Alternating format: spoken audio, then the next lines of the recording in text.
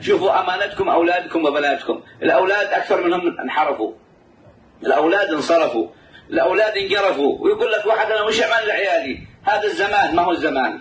يقولون الزمان به فساد وهم فسدوا وما فسد الزمان. الزمان هو الزمان اللي عاش فيه آدم الزمان نحن نعيش في مثله، ولكن اختلفت القدرة عند الأب المربي في الاهتمام بأولاده. فلا بد نرتب لأولادنا ترتيب وننصحهم نصيحة أو نربطهم بالصالحين. نحن منين عرفنا العلم؟ عرفنا العلم من التلفزيون، عرفنا العلم من الأسواق، عرفنا العلم من التمشية في الشارع. هذا بيجيه العلم. العلم عند العلماء كما التجارة عند التجار. لك حاجة تاجر تدلل لمن توصل عنده بيعطيك. بغيت علم على محمد بن عبد الله الذي قال فيه صلى الله عليه وسلم إن الأنبياء لم يورثوا دينار ولا وإنما ورثوا العلم، فمن أخذ به فقد أخذ بحظ وافر.